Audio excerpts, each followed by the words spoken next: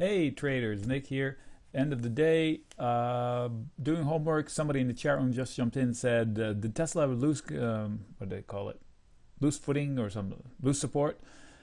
I pulled it up. I'm not going to discuss anything longer term than this. This is just to help them trade Tesla actively tomorrow. So here are the lines that will most likely matter tomorrow if we open somewhere around where we closed. So these are trading comments for those who actually actively trade the stock. This is a 2-hour candle, so it's not super granular, but I think it gives me lines that I could trade it actively tomorrow. I don't because I'm busy in the chat room, but these will be the lines. First line is this orange line. I don't know when I drew it, but boy, did this come close, unless I did it today and I don't remember. Anyway, so if you lose this number, the bears will overwhelm the bulls and will shoot down probably as big as this. So eyeball, this could be the target with a lot of support lines in between. Like I can tell this candle is going to matter. So I would say somewhere here, there's going to be an effort to stop this. But if you lose it here tomorrow, there should be consequence to it. So it is shortable if somebody's looking to short Tesla via responsible ways of shorting, not selling the stock naked, of course, by buying a put or selling a call spread, however you do it. I'm not condoning it, but this would be where I would get bearish, or I would stop out of my long and re-engage long lower. How about that? That's a better way of saying it. Now, conversely, on the bounces, there's going to be sellers here, almost a guarantee. So I'm going to call it R for resistance. And it's not insurmountable, and they can make progress, continue making progress, and break through said resistance, and then take the fight to the next level of resistance, which will be this right here. So there's going to be sellers over here and continue making progress, and then you can tackle repeat. So lines to watch immediately, it's these two, this one and that one. What is this? 1080 rounding, maybe it's a little bit lower. Whoops, where is it? Ta-da.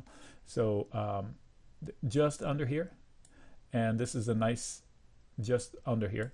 So you have a range to trade tomorrow. So if it ping pongs, you can time the range. Yep.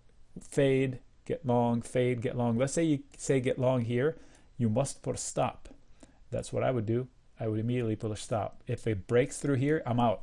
I'll re-engage lower. These are trades, they're not actual investments. So 15-minute charts, let's see if we can get some more intelligence out of it, more granular.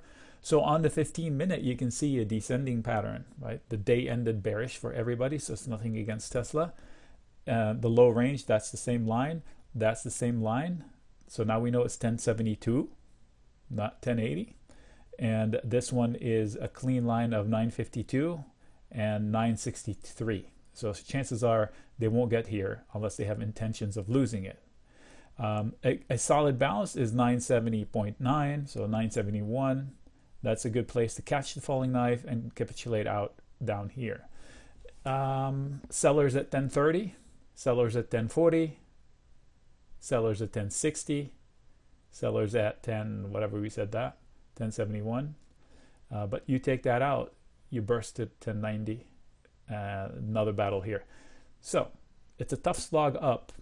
First things first, you got to stop making lower lows, right? So you don't want to lose this guy. So you don't test these guys. That's Tesla. Somebody else asked me about Lucid. Again, these are trading comments, not investment. If you ask me about the investment, you probably won't like what you hear. But so now, if somebody loved it up here, and they're panicking out of it down here, then they didn't buy it with conviction. I'm not saying they shouldn't have panicked out, but they should have not bought it up here. Having delivery is not a reason to buy. Chasing is never good.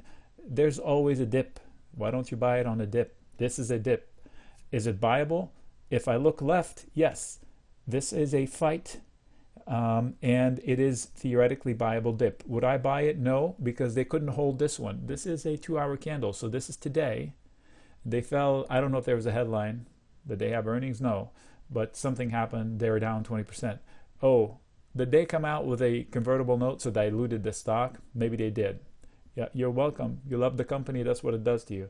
So that should have held. It didn't. So now I'm concerned. This is like that Tesla number.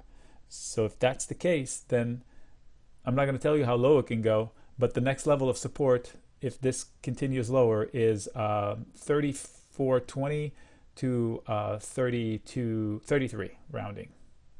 So if you don't stop there, then the target is under 30 of this downside, because the rally was big. So they overshoot up, they overshoot down, and they settle somewhere in the middle. Let me go to a daily. So the reason why you shouldn't have bought it here, hindsight. So if you want a lesson in technical analysis that is stupid, silly, easy, look left before you buy anything. Just look left on the chart. And if you don't see anything, that means you need to expand the zone to see if there is something older. Like if you go to, what is it, Oracle, who took a long time to come back to all-time high? Like see here, you say, oh, when did that happen? No. Cisco maybe? Whoop, CSCO. Yes. So let's go to Cisco. You go, oh, this was the all-time high. No, it wasn't.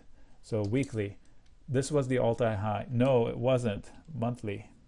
3 months. So quarterly. Ah, that was the all-time high. So don't be missing the picture. So on Lucid LCID, make sure you see enough to go, when you go to buy here, you look left. You go, oh shit. Excuse my French. This is look what happened last time somebody bought it here. Maybe I should wait out a couple of ticks. What's the difference? Oh, long term it won't matter. Exactly. Long term it won't matter. Here or here, it won't matter. Why wouldn't you wait another tick? So hindsight, right? But it's an easy trick. Just look left. And if it's had an accident recently, somewhere around that level, or even old, then it's probably somebody stuck that just said, thank you, here you go, take your shares. I've been stuck in it for months. That's what they would have said. So now this is the contention level, because they spiked at one point, they faded, and then they bounced. So that level should be support. If that support fails, then they have worse intentions. Now the breakout level was down here. So when I said 30 and you gulped, but that's where it was just a month ago. So totally okay to revisit prior breakout levels. That's how you establish them as footing.